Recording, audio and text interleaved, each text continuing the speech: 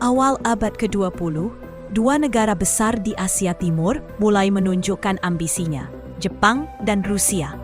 Jepang yang baru saja lepas dari era feodal dan membuka diri terhadap dunia luar, tumbuh pesat menjadi kekuatan militer dan industri. Sementara itu, Rusia sebagai kekaisaran besar ingin memperluas pengaruhnya ke wilayah timur jauh, khususnya Manchuria dan semenanjung Korea. Kedua negara ini punya kepentingan yang sama, dan itu membuat konflik menjadi tak terhindarkan. Rusia membangun pelabuhan militer di Port Arthur dan memperkuat kehadirannya di wilayah Tiongkok Utara. Jepang merasa terancam, terutama karena Korea dianggap sebagai garis pertahanan strategis mereka.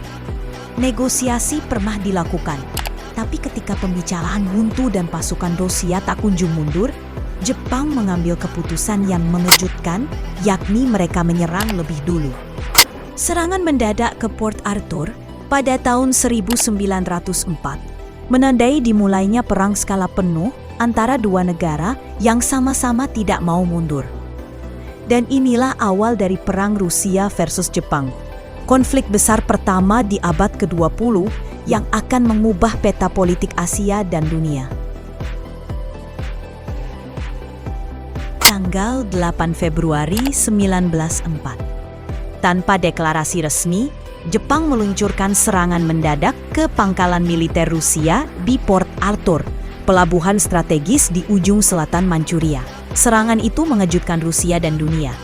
Tapi bagi Jepang, inilah satu-satunya cara untuk menantang kekuatan yang jauh lebih besar sebelum mereka benar-benar siap. Pertempuran demi pertempuran pun terjadi di antaranya pertempuran Laut Kuning, pengepungan Port Arthur, dan pertempuran darat di Mukden. Jepang unggul dalam mobilisasi dan taktik, sementara Rusia justru terhambat logistik. Karena harus mengirim pasukan ribuan kilometer dari Eropa melalui Trans-Siberian Railway yang belum selesai dibangun sepenuhnya. Di laut, Angkatan Laut Jepang yang modern berhasil mendesak Rusia. Bahkan saat Rusia mengiring armada Baltik ribuan mil dari Eropa untuk membantu, hasilnya tetap sama. Pada pertempuran Tsushima tahun 1905, armada Rusia nyaris dihancurkan total. Itu adalah kekalahan yang memalukan dan titik balik dalam sejarah kekuatan militer dunia. Kemenangan Jepang bukan karena jumlah pasukan, tapi karena kesiapan, strategi, dan disiplin. Setelah kekalahan besar di laut dan serangkaian kekalahan di darat, posisi Rusia makin melemah. Kondisi di dalam negeri pun memburuk.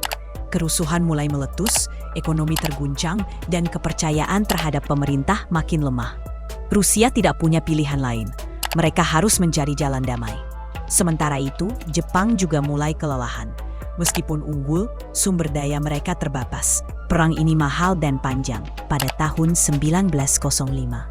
Atas mediasi Presiden Amerika Serikat saat itu, Theodore Roosevelt, kedua negara bertemu di Portsmouth, New Hampshire. Hasil dari perjanjian Portsmouth, Rusia mengakui pengaruh Jepang di Korea. Rusia menyerahkan sewa atas Port Arthur dan wilayah selatan Manchuria kepada Jepang.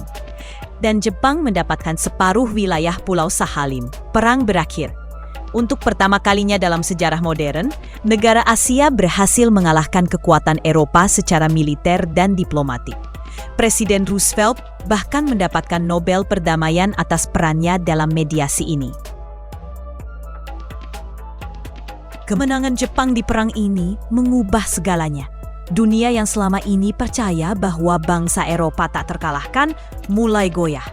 Bagi Jepang, ini adalah titik balik. Kemenangan itu menjadi simbol naiknya status mereka sebagai kekuatan dunia. Mereka sekarang dipandang sejajar dengan kekuatan kolonial Eropa, dan itu memberi mereka kepercayaan diri yang besar. Tapi efeknya bukan hanya di medan militer. Di Asia, bangsa-bangsa lain mulai terinspirasi. Perlawanan terhadap kolonialisme perlahan tumbuh. Jepang dilihat sebagai contoh bahwa bangsa Asia bisa melawan, bisa menang. Tapi ini juga menjadi awal dari ambisi Jepang yang lebih besar, yang kelak akan menuntun mereka ke Perang Dunia Kedua. Di sisi lain, Rusia justru terpukul berat. Kekalahan ini mempercepat revolusi Rusia 1905. Rakyat mulai kehilangan kepercayaan, dan benih-benih keruntuhan kekaisaran Rusia mulai tumbuh. Secara global, perang ini menunjukkan pentingnya modernisasi militer, diplomasi, dan kekuatan industri. Negara kecil tapi siap bisa mengalahkan negara besar yang lamban. Ini bukan sekadar perang. Ini peringatan bahwa dunia sedang berubah. Perang Rusia versus Jepang bukan hanya soal siapa yang menang atau kalah. Ini adalah titik balik sejarah.